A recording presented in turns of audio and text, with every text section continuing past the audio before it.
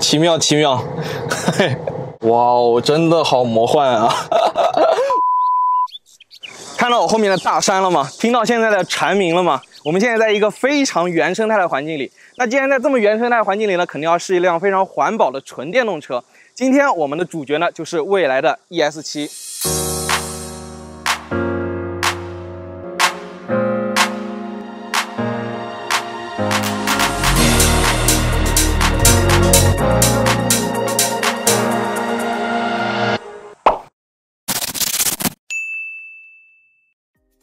蔚来 ES7 发布会刚刚结束之后呢，其实网上的评论呢出现了一定两极分化的场景。刚刚接触蔚来 ES7 的朋友呢，觉得这辆车还 OK， 但是很多蔚来老车主呢，普遍觉得这辆车没有什么惊喜，有些失望。所以没有惊喜的蔚来 ES7， 它是一辆好车吗？今天的视频呢，我会分为3个部分。第一部分呢，我会带大家感受一下，作为首批支持拖挂的车型，开着 ES7 拖房车是一种怎么样的体验。第二部分呢，我会来聊一聊 ES7 开起来跟老的866车型都有什么变化。第三部分呢，我想聊一聊蔚来 ES7 除了车本身以外，还有哪一点是不可忽视的。OK， 我们先上车。OK， 那我们第一个环节呢，就来体验一下 ES7 拖挂的感觉怎么样。看到这个场景是不是瞬间特别有向往感？我们来看一下这个房车的长度呢，是大概是 5.7 米左右，不到6米。然后呢，也是带供电的。这个供电呢，不光有这个整车的这个灯光的信号，包括这个刹车的信号呢，也会通过这个供电的系统传过来。然后现在呢，我们把这辆车开起来，感受一下拖挂是怎么样的感觉。不过可惜的就是我没有16驾照，所以只能在这个园区里呢，简单体验一下。走。哇，第一次。哎，这个起步没有什么感觉，对啊，跟我正常开没有太大的区别。这后视镜里呢，左右两侧是看得到我这个拖车的，然后呢，车的宽度呢没有超过我的车的宽度，是几乎是齐平的。哇哦，真的好魔幻啊！我之前真的经常在手机上玩那个拖挂卡车的欧洲卡车那种游戏，我感觉真的好奇妙。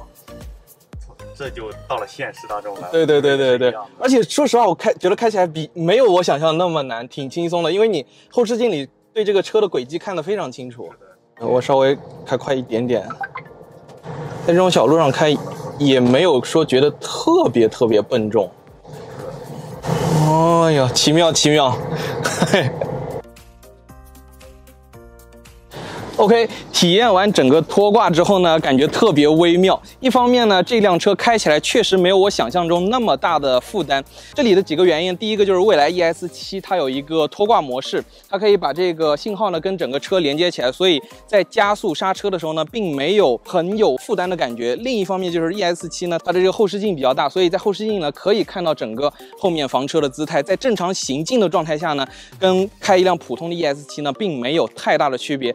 但是真正有压力的呢，其实是这个倒车的环节，因为它有了拖挂，整个打方向的过程呢都是反着的。在这方面呢，蔚来接下来呢也会推出一些相关的辅助功能，比如说辅助你去挂上这个拖车。第二方面就是辅助你在倒库的时候，更加方便的一个操作。在当下这个环境里呢，你很难很自由的想去哪儿就去哪儿，所以这个能够在家门口进行的露营呢，就成为了今年新的玩法。不可否认的就是这个东西现在目前的门槛呢确实很高，而且据我了解，现在拖挂房车在中国市场的这个销量呢是每年3500辆左右。但是随着法律法规逐渐健全之后呢，这个市场呢一定会越来越大。OK， 体验完拖挂之后呢，我们再把 ES7 开起来，感受一下它的驾驶感受如何。走。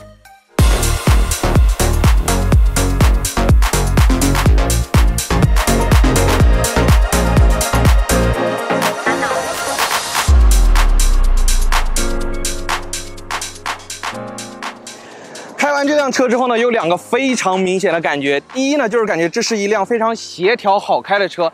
第二感觉呢，就是这辆车并不是一个完全舒适性取向的车型，仍然保留了一点的运动感。相比老的866车型呢，虽然它们也有着非常强大的动力，但是给我的感觉呢，就是它的无论是刹车也好，还是悬架也好，都配不上那个动力。但是在这辆车上完全没有那些感觉。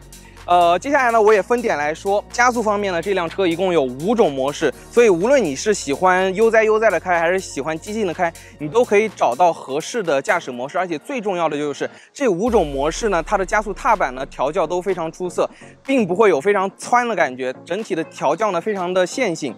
刹车方面呢，也是这辆车提升最大的一个地方。在老的866车型的时候呢，明显可以感觉到它的刹车呢前段有点空，并不是特别的线性，不是那么可控。但是在这辆车上呢，无论是踩踏的阻尼还是制动力的释放呢，都足够的线性，非常可控。而且它的这个制动呢，也采用了 IDB 的技术。这个技术呢，最大的好处就是它把动能回收呢也结合进了刹车，但是你感觉不到动能回收跟机械刹车之间的切换。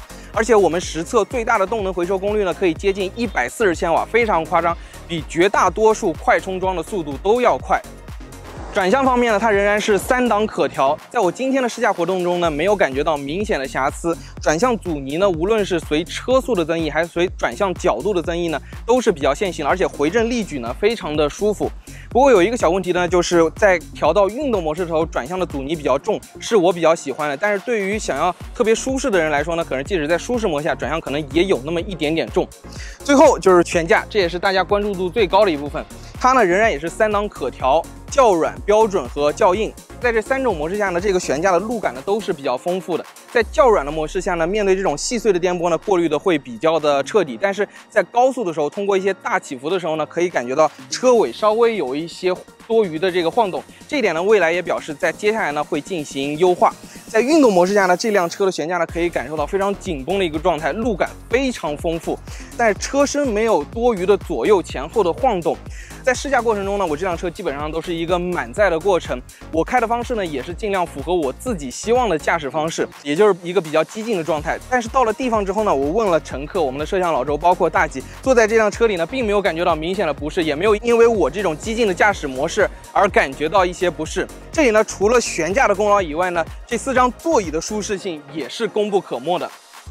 最后就是能耗，在这次行程中呢，我也简单做了一个统计，从我们的酒店到现在这个拍摄点呢，一共是80公里，表显的续航呢掉了95公里，所以呢掉电比例大概在85折左右。我认为在现在这种非常炎热、常开空调且满载跑高速的环境下，能够有这么一个续航表现呢，也是非常出色了。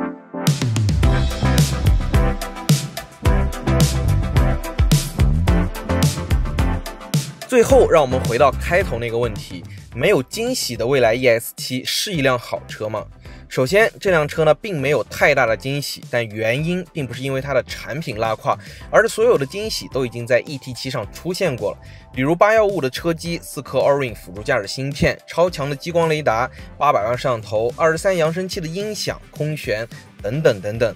作为一辆 SUV， 这辆车做好了它应该做到的大空间，比如说不错的后排舒适性、带遮阳帘的天窗以及超大的后备箱。所以对于有露营和自驾需求的朋友来说呢 ，ES7 显然是一个更合适的选择。至于价格50万确实不便宜，但是除了这辆车，你还能买到蔚来的整个补能体系。在之前的视频里呢，我很少提到蔚来的 Neo Power， 很大一部分原因是因为换电站数量还没有达到一个足够大的量级，还不足以影响购车决策。但是随着换电站数量突破1000座，随着蔚来补能体系覆盖了祖国的大江南北，和同级别的纯电动 SUV 相比， ES7 就是目前最适合长途出行的纯电动车。OK， 以上呢就是本期视频的全部内容了。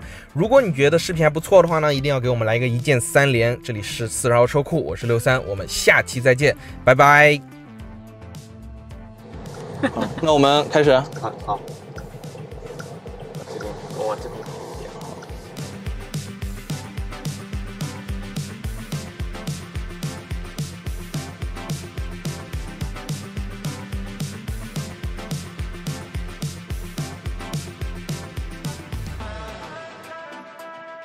这 C6 不就到手了吗？就这么简单。左边稍微多了一点，就修正着来就行。哎，很棒，很棒，非常好。OK， 那差不多了。太好了，真的。